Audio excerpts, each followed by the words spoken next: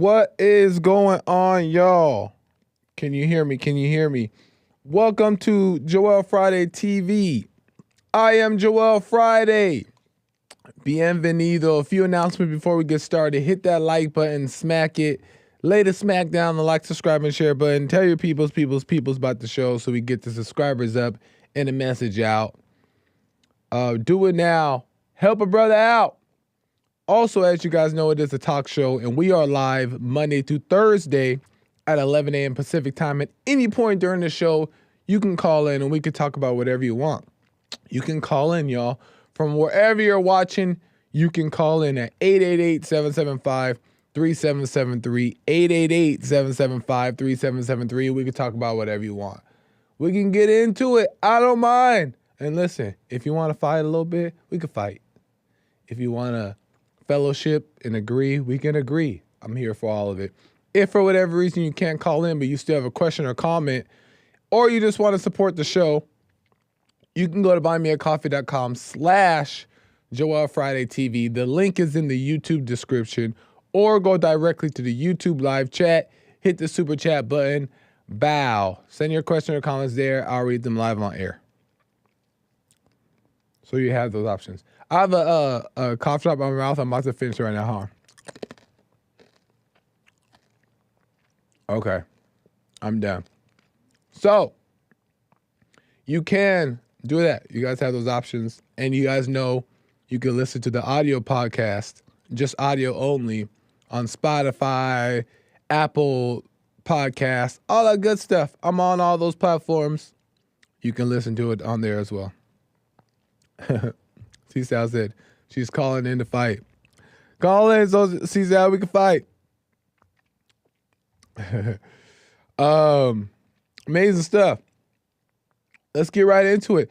Well, first, let me shout out YouTube, Facebook, Instagram. We are live across all those platforms. So if you want to watch on a specific one preferred, choose Facebook, Instagram, or YouTube. Hop in a live chat and let's have some fun. You know what I mean? So you do have those options. By the way, over the weekend, really quick, and then we're going to get right into the subject. I just want to update you guys a little bit. I went to the beach on Saturday. If you guys follow me on Instagram, you guys will see I posted some beach stuff.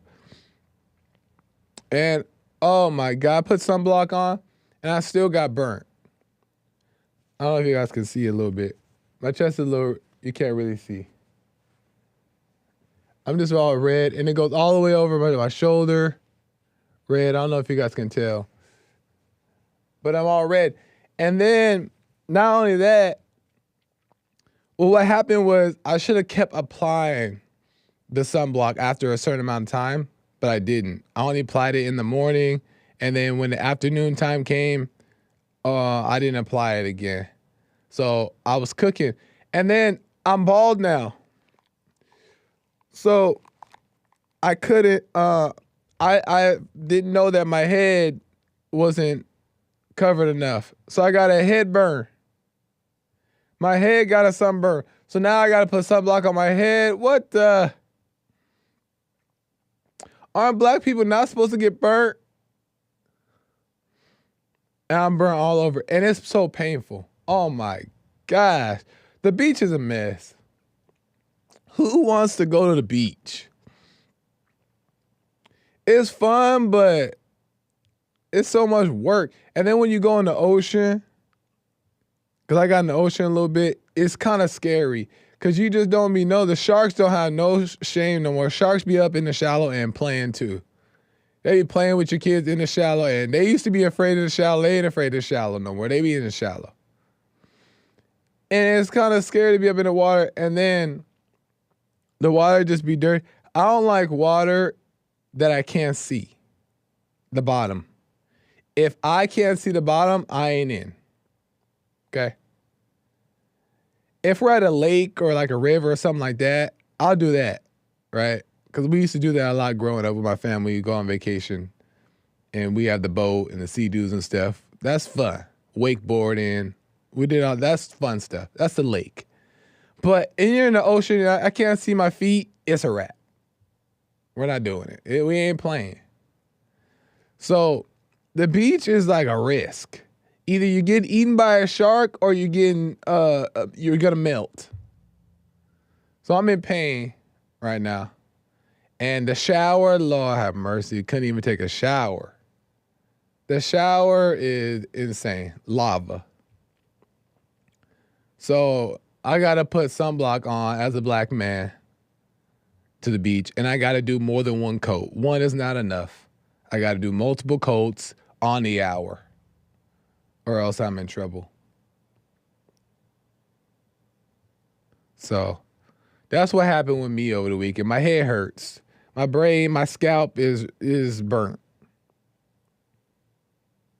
So this is new for me. So that's what I did. And then Sunday I went to the movies and I saw Bad Boys 2. Oh, Lord have mercy. Bad Boys, not 2, the last one. What a mess. I was disappointed. But anyway, let's move on with the show because that's not what we're here to talk about.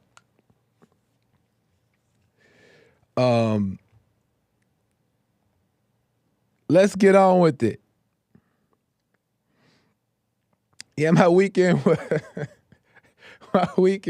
was special. It was a unique weekend, but praise God. So, as you guys see by the title, the value of money. We're going to talk about some money. We're going to talk about some money. We're going to get into it. But I did still have fun at the beach, by the way. It was still fun. And I had fun with my friends. We played some games, and that was fun. And I ate snacks. That stuff was fun. So I don't regret the beach. I like hanging out with people sometimes. So, let's talk about money. Okay, real quick. We'll just, we'll cover the bases real quick. And I was thinking because that's like the number one thing outside of women. That's like the second drug of choice for men. First drug of choice for men is women. Second drug of choice for men is money. And women love money too. Women love them some money. Ooh, women love them some money. But money is an interesting thing because I've been told over the years that it has value and that money is, or that money's evil and money's not good and Christians shouldn't love money. I've heard that. And I also heard from people I respect that money is good and there's nothing wrong with money. And money is not evil. And you use money to benefit you and benefit others, right? I've heard that too. And, when you grow up and you have a job yourself, you start to see what the value of money a little bit, right? So I was just thinking because I look around, I live in Los Angeles, blessing and a curse, but I'm grateful. And in Los Angeles, you see a lot of things. And Los Angeles is like the mecca for like celebrity status and showboats and flashy. That's just what it is. So I see a lot around the area. You see all kind of nice cars, nice homes, nice everything, right? Everybody's dressed up and looking fancy and all that stuff. For the most part. And as I look around and I'm like, wow, it's like when it comes to the value of money, anybody can be rich. There's no standard to being money, to having money. That's the interesting thing about money. Like you can cheat, lie, steal, and you're still rewarded. Money still rewards you. You know what I'm saying? Like, there's no like, There's no like value to it. So if you have it, it doesn't mean that you're smart, good, bad, nothing. It's anybody can have it at any time, doesn't matter what you do. And that's the tricky part about it, is that it doesn't serve you at all, and anybody can have it. So a lot of people look at rich people and be like, wow, they got, something special about them. But anybody can do it, because there's many rich people who cut corners, cheat, steal, lie, and still have a lot of money. So money is not like a standard of success or excellence or anything of value, right? But with it, you can, in a like false way, control your desires, right? And it allows you to act on impulse, right? So with money, you can act on impulse and satisfy your desires. Today, I feel like buying a new car. Or, I want some new shoes. Or I'm at the store and I either want chicken nuggets or I want a burger. Which one? Chicken nuggets or burger? I'm getting both. I guess you don't need a lot of money to do that, but you get the point.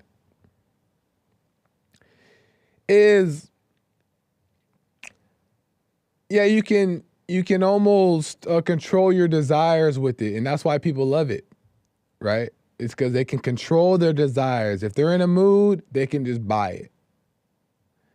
If they want something, they just can go have it without a dent in their bank account. So that's money. But I realized that the only real currency is God's will. That's it. That's the only real value in life, period. God's will is the only true currency. I'm going to tell you why. Because for one, when it's in God's will and it's given to you, that you're satisfied. When it's not in God's will and you get something, you're not satisfied. You want more, right? That's why there's people out in the world that have multiple wives. One is not enough. Why? Because all the wives that they got in the first place were for sexual pleasure in the grand scheme of things. That's why one's not enough. But when God adds it, one is enough. Anyway, if it's in God's will, you're completely satisfied because he knows the need, right? And when God adds it, it's guiding you along the way as well. It adds value to your life. It adds value to your life. Whatever he adds to you adds value to your life. It ain't just a nothing. It's a something. Whether that be a relationship, whether that be your house, your car, da-da-da. Like, when it's being used as a benefit towards you that helps make your life easier, better, whatever. And the need is satisfied until your desire wants something else, right? But God's will is the only real currency. And I wanted to give you guys a quick example. Is like why money is so like irrelevant. Not that it's bad. I'm gonna explain that too, but why it's irrelevant is because let's just say a rich man wants a car, right? But if it's not in God's will, he ain't getting the car. Right? So let's just say, how do I say it? A rich man got all the money in the world, billionaire, and he wants a car. If it ain't in God's will, or he's following, he's a Christian, whatever you want to call it. If it's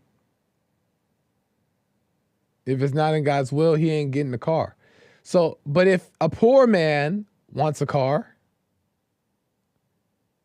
and it's not in God's, and it's in God's will, the poor man's getting the car because the means will be provided. So it's more so about what's in God's will opposed to what's in man's pocket, right? Because even if the man in his pocket has $1 million, if it's not in God's will, then it's not going to be added properly. So we should be chasing God's will and not chasing money. Not really chasing anything, right? But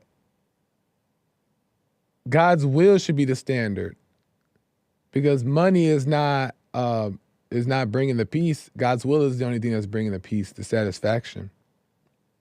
So the rich man and the poor man both, if serving God's will, are going to get the same exact gifts,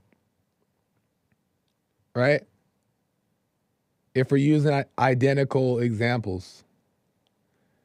Rich man, $1 million, poor man, right? Both men, let's just say they're the same person, but just two different realities. This rich man and the poor man, same guy, are going to get the same exact gifts by the will of God.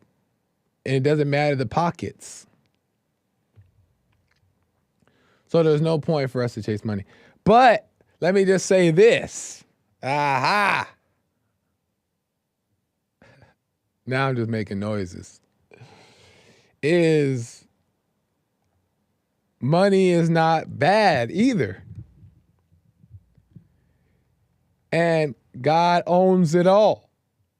So when it's needed, let's just say if it's necessary, if you're entrusted to handle $1 billion, then you can do a lot of good things with that, right? You can do a lot of great things with that. So it's not that money is bad. It's just that it's not important at all. Zero importance. Zero importance. But it's not bad. And it can serve a purpose, but it's not important. God's will is important, because without God's will, all of it is empty anyway. And in God's will, he adds all things. So you were poor one day, rich the next day. If it's in God's will, it's just. So the point is, we need to be more concerned, and I speak to myself as well, about God's will opposed to money. And that's why these ladies, message for the ladies real quick.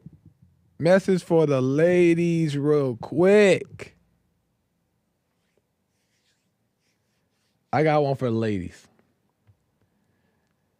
And if you hear this and it makes sense, tell your lady friends too. And tell your sisters and your aunties and your mamas and your grandmas what I'm about to say here as well. Is that a woman should not be a provider,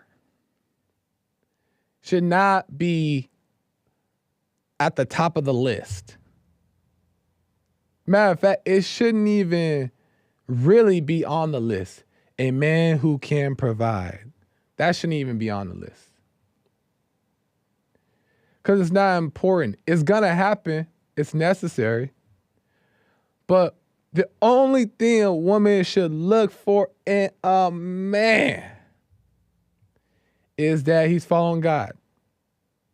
And he is serious about it. And I don't mean in a Bible thumper serious, but I mean like he's the real deal. His heart is set on following God, and his character reflects it. That's the only thing a woman should care about. Why? Because in that, she can trust that God's going to lead him to all things. Money, a house, a car, food on the table. God will lead to all things because we're God's children. So if she can see that in a man, she can let her hair down and relax and let go because she knows that God's going to lead them to all things. So her checklist should not say provider because God will make that happen. Because what if they lose it all? What if you lose it all? And now he's no longer this provider, right? He's no longer, now you're broke. And then now you're going to have doubts about him. Right? He will, if he's following God the right way, like really following it, and you see the light in him, take refuge in that. Don't take refuge in his wallet. Don't take refuge in the kind of car he drives.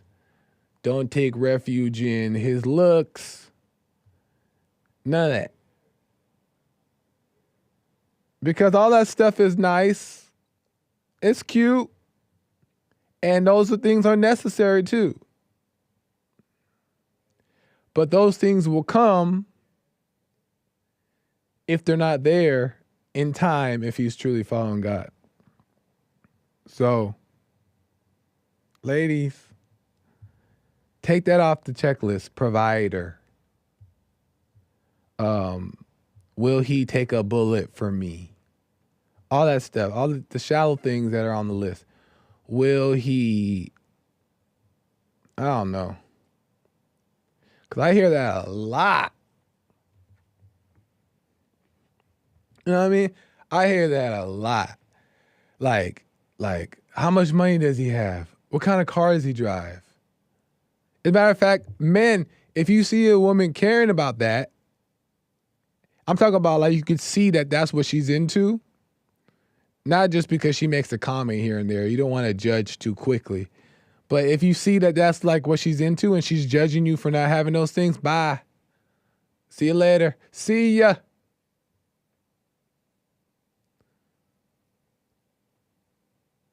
Because you don't want to try to convince nobody how to see the truth.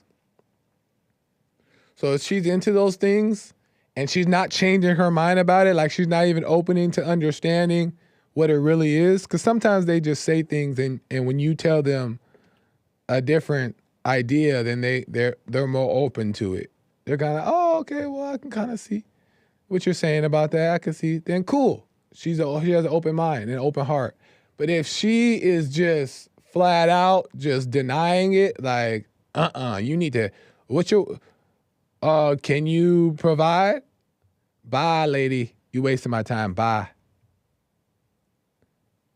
Go be, even if she tell you that I'll be a submissive wife.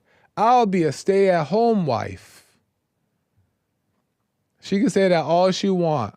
But if she looking at your wallet, she lying. Or she has this weird ideas in her head. And if she's not open to hearing you out, bye. Gotta go. Because she shouldn't be looking at that. She should be looking at, do you follow God or not? That's her only concern. And ladies, it will be less stress on you. It will be less stress on you trying to figure out if this is the right guy or not. Like all these check boxes. And you ladies, you know that stresses you out when you're dating. You're wondering like, is he real? Is he not? Is he really? Is he not? I'm telling you, you only have to look for one thing. You only have to look for one thing. And that's it. And if he got that, the rest will be added. And man, you have to look for one thing in the woman. One thing. One. Can she see the God in you? That's it for the man. Can she see the God in you? Right? Because if she doesn't see the God in you and she doesn't understand you, meaning like she doesn't see the God in you, she's going to judge you and you can hang it up. You can hang it up. She's gonna judge you. Gonna judge you, and as soon as you make a mistake, you're the devil. You're the devil. If she can't see the God in you, she'll never be able to get past the words you say that may be mean or something at times, the beliefs that you have that she doesn't quite understand, the actions you take that she doesn't see clear. She's going to judge it as bad because she's not seeing your intention for one, but she's also not seeing that though she doesn't understand it, you mean well because she knows that you're genuine. And if she can't see that, then I don't want her. She's not the type of girl that I want. No offense, because I have a lot of female friends that I still talk to. And by the way, you can have female friends. It exists. But I have a lot of female friends where, I'm cool with them. And we don't necessarily are involved. We're not involved in that way. And because we don't see eye to eye. So we're friends and we're cool. It ain't personal, but I don't want to take nobody serious like that. And it's really not personal because for me, I'm interested in somebody who can see what I see, right? Who can see what I see. So when I say things, it's like, let me go back and think about it. And when they think about it, they know how to reflect on it and not judge for it. And Lord have mercy, I haven't found that yet. So I think there's only 3 of them in the world. And I don't know if any live in California. No. I think there's 1 in California. And I'm not talking about the ladies in the chat. All the ladies in the chat are perfect women of God. We already know that. I'm talking about the rest of the world.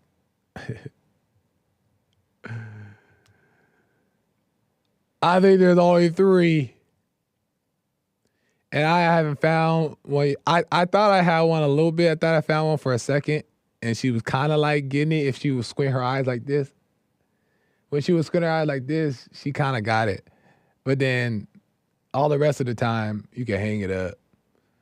So I thought I had it for a second, but it came and went, came and went, came and went.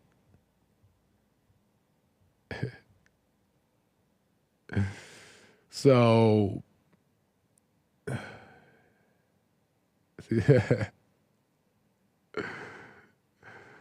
that's hilarious.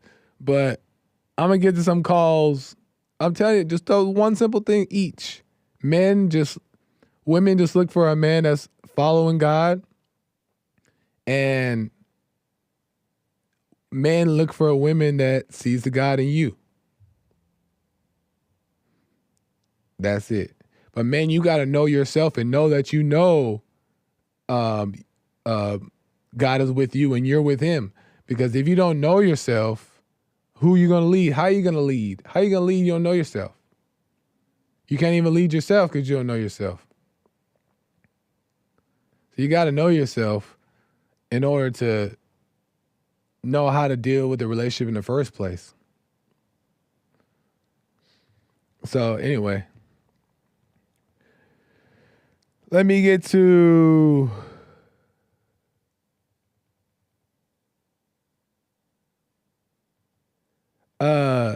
Terry out of Oregon.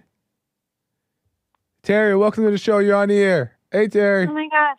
Hi. How you doing? All is well, Terry. How are you? I'm all right. How you been treating that sunburn? Oh my God, it's so painful. I've been putting what's the green stuff? Aloe vera? Aloe vera on it, and I think it's been helping, but it's a mess.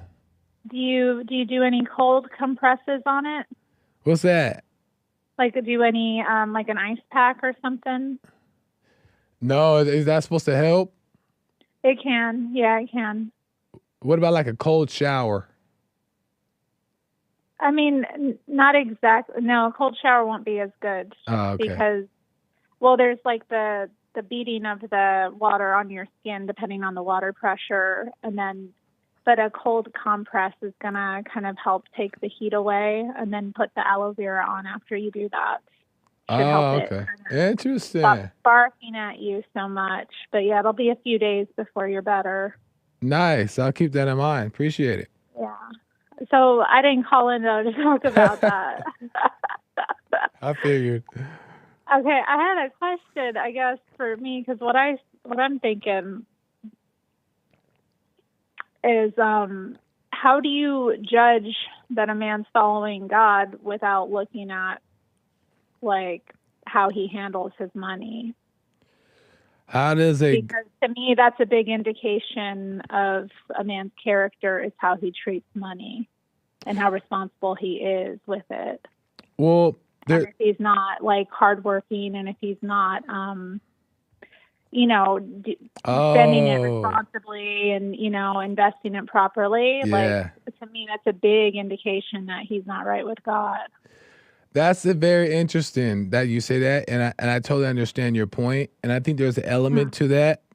But what happens is that's based off of what Terry believes a real man of God looks like. Now I'm gonna give you an example because I have and I'm not saying this is you specifically, but I have a friend who is also a lady, and she thinks that like, oh, you gotta like because she works a lot. She has a job, but she has a couple jobs, and like she loves to hustle, right? She loves to like chase the money and do her thing. We have our debates sometimes, like, that's not the way to go. But she's like, no, you need to hustle and blah, blah, blah. But the point is that when I tell her the way I live my life, and I told her that I used to also come from a place where I was hustling. I was in insurance for a while. When I was in insurance, I was like, that's what it's all Shout about. out. You gotta, I know, shout out insurance, shout out PHP. But when I was doing that, that's what that's about. You gotta like hustle, hustle, hustle, do the grind. And then I started to get on this entrepreneur kick for a little while, and I was like heavy on that, trying to like, find some value in that.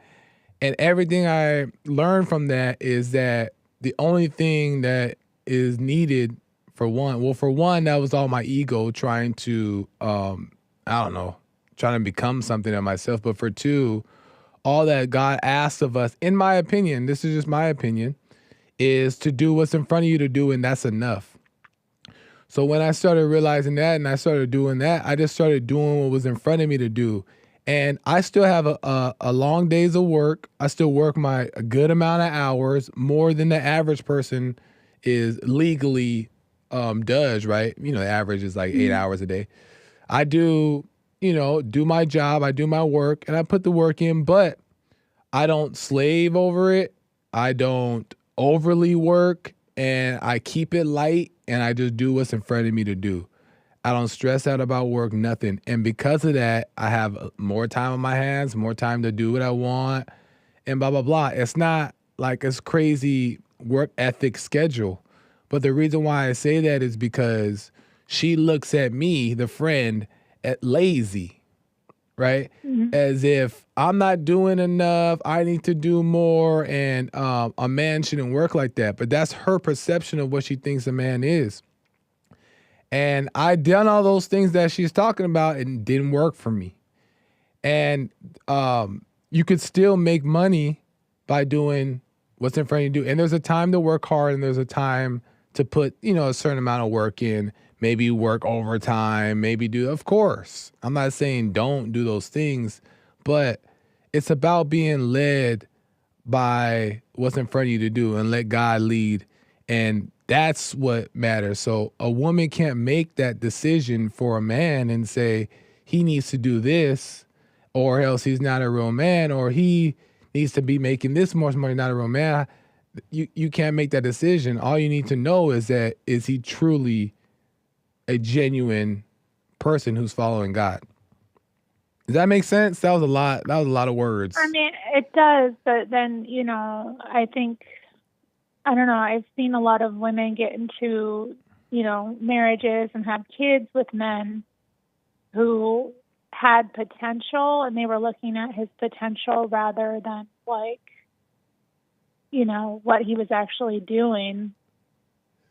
I see. They get into these situations where, like, I knew of a guy that he was working as, he was actually a part-time pastor, and he had a couple of kids and a wife, and they were having to go to like food banks, and, they didn't have health insurance, and he was just fine and content with doing this little bit of part-time work because, that's what he thought God was calling him to do. And I'm just like, at that point, he's not taking care of his responsibilities to his wife and children. And it's like... But how do you know that? How do you know that he's not taking care of... Because they don't have health insurance, and they have to go to the food bank to get food. Oh, I see what you're saying.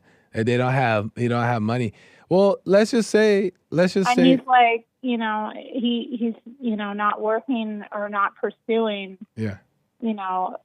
Like a career that's actually going to support the family that he's chosen to build.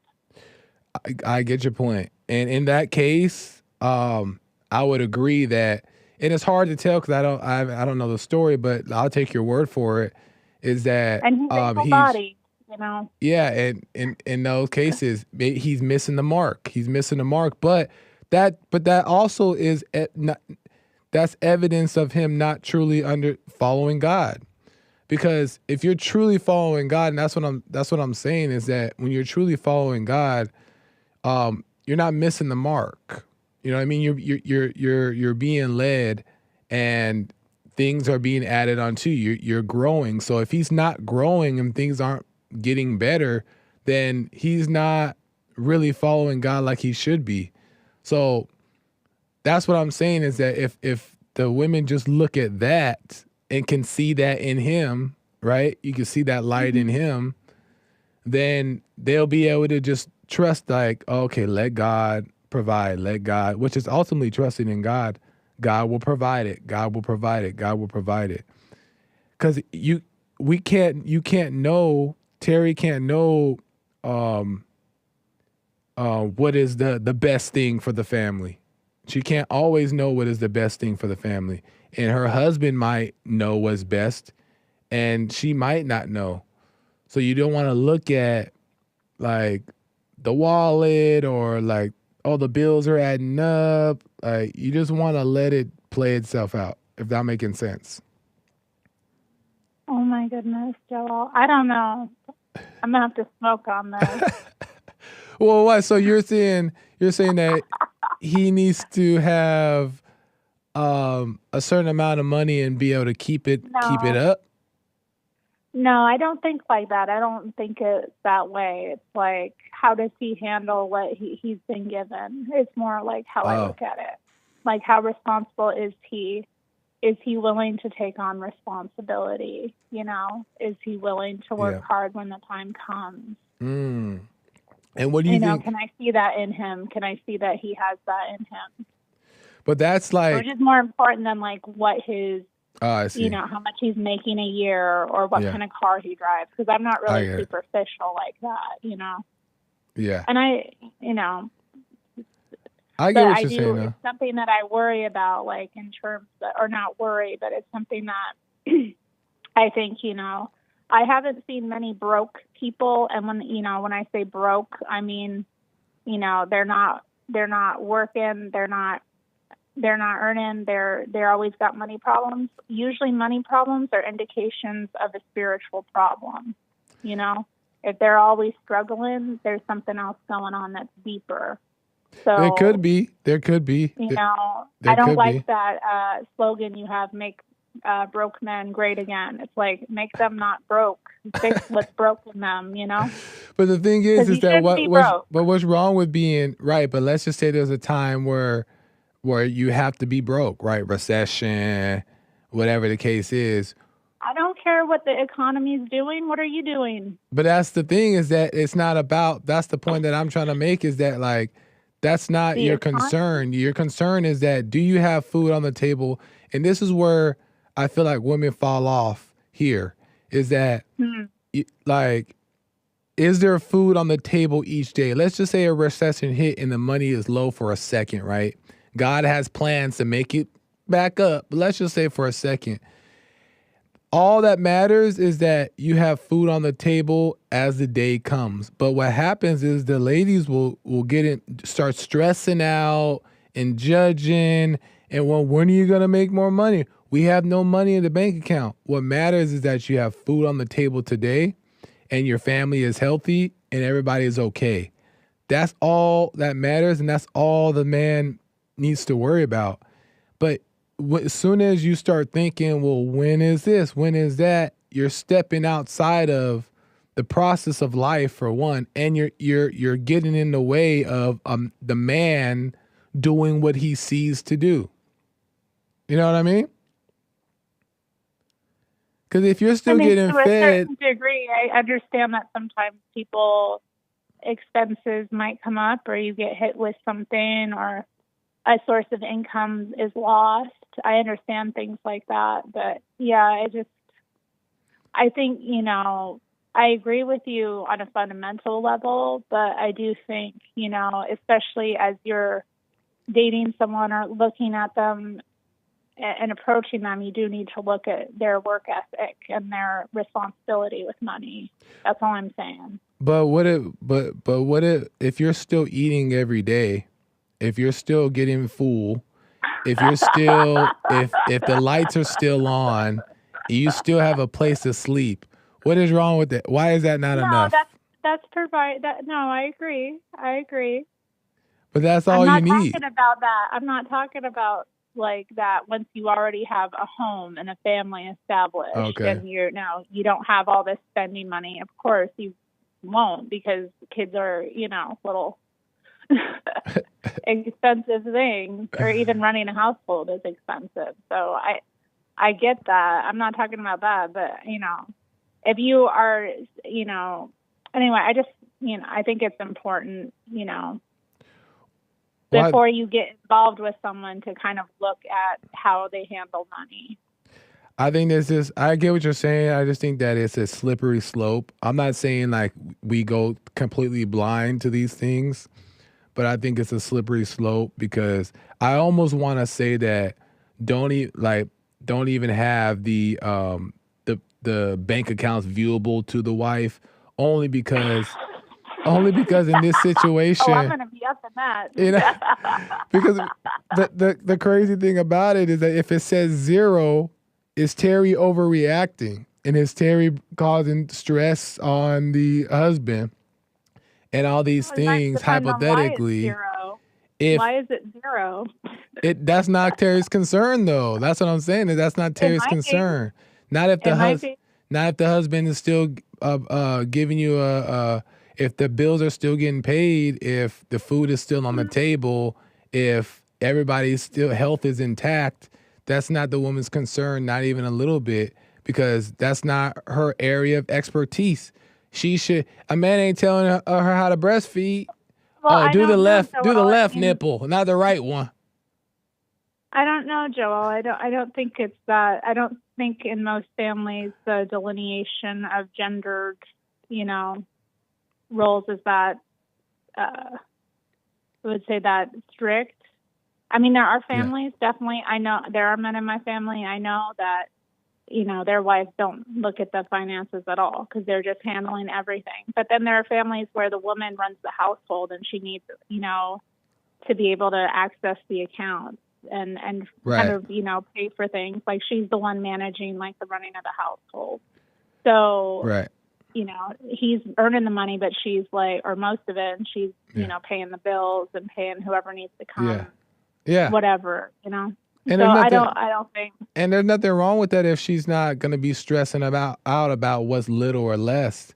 Because if that's the case, for one, I don't want, the point of the relationship is that each person, husband and wife, is not supposed to add stress to each other's life, no matter the circumstances. We should always be open and respecting each other and understanding to the situation. Ideally, that's how it's supposed to be, because God is ultimately in control, and God is leading the man and the woman, but he's mostly leading the man for the family, because the man is going to pass on all that wisdom and information to the woman. But if she doesn't trust that information, then she's not being obedient and doing her part.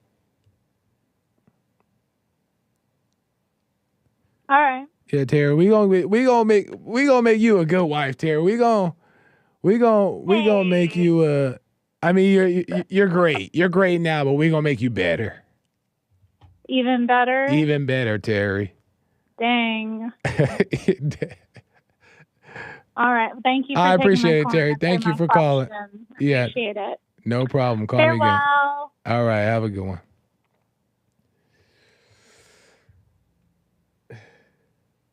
Joel is lining out his rib. That's hilarious. John talking mess. I know John in the chat talking mess, not calling in. Talking I need to go somewhere and get him a black woman. Even though I think John is cool. I'm just messing around. But John, what you were saying on the hate report, if it's the same John, Lord have mercy. You saying some wild stuff that make, Lord. I know that's what you believe, so I ain't. But Lord. I ain't never had that experience with cops. And there's a reason why you're having that experience. Call me maybe tomorrow. I don't have no time today. Call me tomorrow, John. We got to get into that. Lord have mercy. Because I'm black too. I'm considered black. Nobody looks at me and says, oh, he has white in him. Maybe they do. But for the most part, people think I'm black. I never had that experience, John. Now, one cop looked at me and was picking on me. Now, one cop was angry at me. Never. Why? Because I never gave him a reason to. And if I was in the hood, would I have maybe getting more situations? Yeah, maybe. But justifiably. Why? I'm in the hood. Right? Doesn't mean that it's okay. But also at the same time, the policemen, watch this not even be the same John, and I'm just talking to nobody. But the policemen deal with a lot of stuff. They have to stereotype. They have to be prejudiced. Because the stats say, and their own eyes say, that people who dress like this, people who talk like this, people who act like this are trouble. So even if you have 2 of the 3, but you're not even really that type of guy, you're not a hoodlum or in the streets, how are they supposed to know? And they don't need to know. They need to protect themselves and protect those around them. So if you are acting that way, but that's not your heart, dress better. Talk better. Don't have an attitude. And you'll never have those problems, because I ain't never had them. And none of the black people I know have had those type of problems. So, what the, John? What the? John. Let me go to Jaime out of Minnesota. Jaime, welcome to the show. You're on the air. Jaime. Hey, how's it going, Joel? How's it going, Jaime? All is well. It's going pretty good. Happy White History Month. Happy White History Month. And we only got a couple more days. Yeah, I know. We're winding down. Well, hey, I wanted to talk to you about the difference between money and wealth. And I believe you may be getting the two confused. Money is always needed. Money is for goods and services. And the way that you make money is you provide a service for money, you know? Okay. And so a wealth is something that's transferred down generations, you know? So if a person has wealth, having God or not having God, they still have money to buy whatever they need and cover their wants. But God provides. Even if you don't have money like that, God provides. Well, I mean, what do you mean? I've been in the position to where I didn't. God provides all things. While you were saying all those things, it made me think about Joel Osteen. You know, that pastor that name it and claim it. God will provide. You just send in your seed money and it'll happen. Not like that. But I didn't think that was your kind of shtick, but no, that's not like that. That's not what I mean. No, I'm saying that. I know that's not what you think you mean, but that's what you said. No, because I'm saying that is what you said. I'm saying that you just do what's in front of you to do, and that's enough. And and working your regular job, that's enough for you. You don't have to go out and try to put these extra hours in, plan your whole schedule out, do these things, because that's not necessary. God only needs you to do what's in front of you to do. And I'll get to that. I've been in a position to where I had no money, and yet things were still provided to me because I was doing what was in front of me to do, whether it be whatever, however I got it. You didn't get a luxury car, did you? No, I mean, that would just be okay. Well, then you did say that if you were broke, you could still get the car if you do what God says to do, or if you're a rich man and you want a luxury car or whatever. Well, not a luxury car. If it's not in God's will, you're not going to get it. So that's if it's in God's will and you're poor. He would He would provide the means. He would provide the means. For you to have the car. Absolutely not. And why not? Why not? Because that's not the way reality works. What do you mean? That's not reality. Nobody sees it that way. It hasn't happened to anybody. You said you didn't have much money at one time, but you were working, and God still provided. He didn't provide you a luxury car like you were doing in your example, right? No, but I didn't say luxury car. I didn't say luxury car. I just said a car. You said a car you wanted. Yeah, a car that, if it was in God's will for you to have a car, God will provide. He will provide the means for you to have a car. Okay. Well, anyways, so about work, that advice that you gave Terry, that's terrible advice. Which one? If a man cannot provide for his family, it says in 1 Timothy, if a man does not provide for his family, especially his immediate family, that man is worse than an infidel. What about if a man doesn't have God? What is he? And that's 1 Timothy. But what about if a man doesn't have God? If he doesn't have God first in his life, what is he? But he's a provider. Is he in the clear? Well, we're not talking about that guy. We're talking about the guy with God, allegedly, and that doesn't provide for his family. I see what you're saying. He's worse than an infidel. I see what you're saying. So it doesn't matter whether you have God or not. You got to provide for your family. But you can't. But and God has to provide it for your family, don't you think? No, you do it. You don't go to God for every little thing. You're here to do something, and you do it. God's already done everything He needs to do.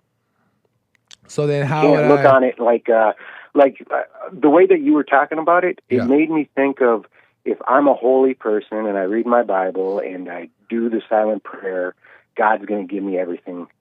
And the woman should see that first. No, what's going to happen is that's BS. No, that's not. But that's not what I'm saying.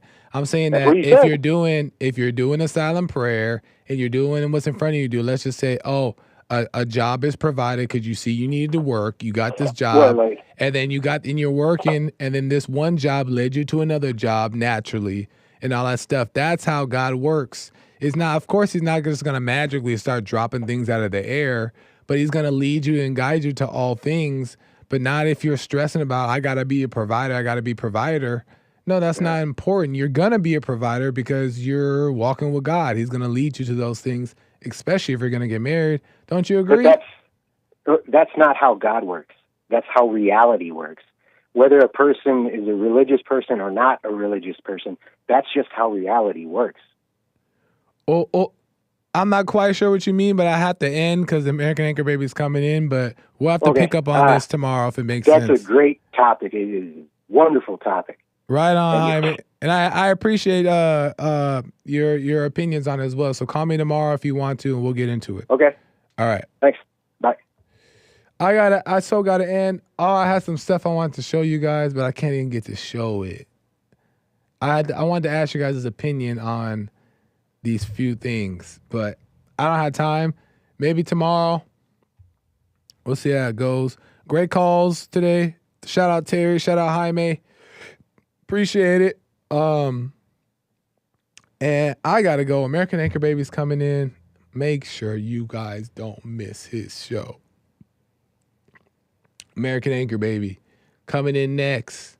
Appreciate you guys. YouTube, Facebook, Instagram. I'll see you guys here tomorrow. I'm back here tomorrow. Same time, same mess. New topic.